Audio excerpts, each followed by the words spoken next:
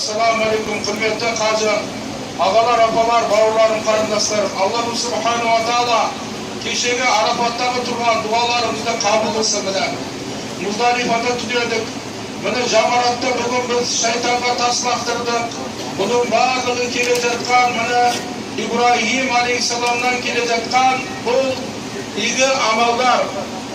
Білесіздер, иманның шарты ол 6-7 десек те болады.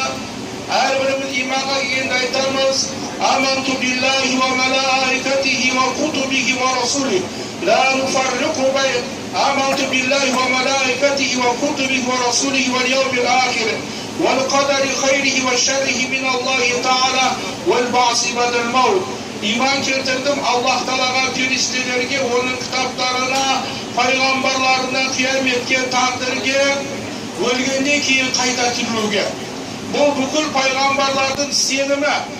Пайғамбарлардың ақидасында сенімде ешқандай айырмашылық болмайды.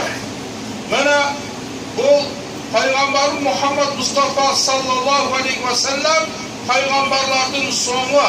Білесіздер, Аллаху субхану ва таала пайғамбарларды, адамдарды қараңғылықтан жарыққа шығару үшін жіберілген адамзаттың асылы.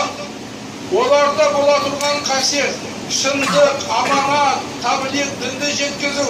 Олар фатан, ақылды болады, исма, күнәдан пәк болады. Білесіздер, Ибрахим алейхиссалам пайғамбар болып келгенде отқа, жұлдызға, суға, бұтқа табына тұрған халыққа келді. Оларды Аллах Тааланың хақ дініне шақырды. Білесіздер, Ибрахим алейхиссалам көптеген сынақтан өтті. 17 жасында ол үлкен санақ болды. Ибрахимнің қол аяғын байлап, лаулаған өртке лақтырды. Аллаху субхану ва таала өзінің рахматыменен, құдіретіменен олар өртеңдер, өлтіріңдер дегенде Аллаху субхану ва таала отқа: я нару куни бардан ва саламан ала Ибрахим. Ол салқын бол, аман бол Ибрахимге деді. Міне қартайған шағында және де Ибрахим алейхиссаламды сынаққа алды. Білесіздер, Ибрахим алейхиссаламның екі ұлы болды. Бірінші ұлы Исмаил, екіншісі Исхақ. Исмаилдің анасы Хажар болса, Исхақтың анасы кім? Сара анамыз. Міне Ибрахим алейхиссалам бұл пайғамбарлардың атасы.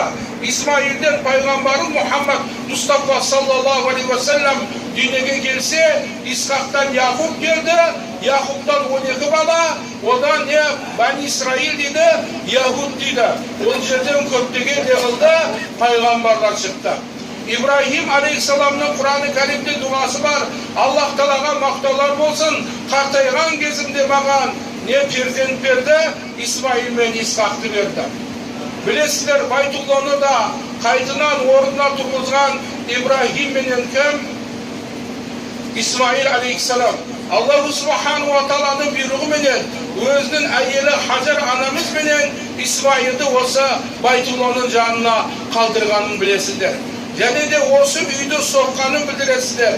Және де Ибрахим алейхиссаламды Аллаху субхану ва таала сынаққа алды. Ол өзінің баласы Исмаилді Алла жолында не қылды? Бауыздады. Міне Аллаху субхану ва тааланың әмірін орындауға кірісті. Бірақ Аллаху субхану ва тааланың рахматыменен алмастай өткір қанжар кесе алмастан міне Аллаху субхану ва таала не қылды? Қошқарды түсірді. Міне Құран-ы Кәрімде Аллаху субхану ва таала оны бізге баян қылады.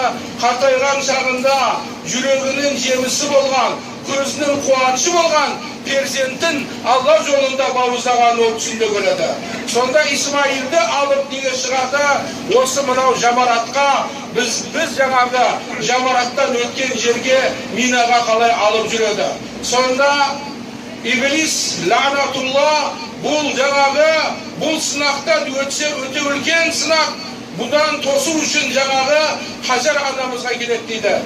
Хажар, сені білесің ба? Ол сенің жаңағы анау күйеуің балаңды бауыздамақшы деді. Сонда Хажар анамыз не деді?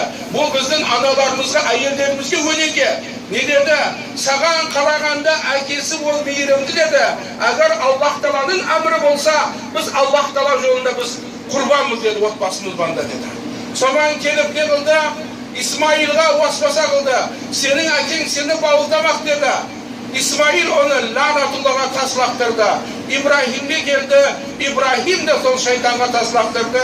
Bugün sol nemenin, sol İbrahim ve İsmail, bu odan kelgen paygambar Muhammed Aleyhisselam, bu bugün alemge bir bolgan, bir otbası, adamzatты тура жолға бастай тұрған бұл өнеге болды. Міне миллиондаған мұсылмандар қиямет күніне дейін не қылады? Сол иблиске не қылады? Не құрметті жамағат таслақтырады.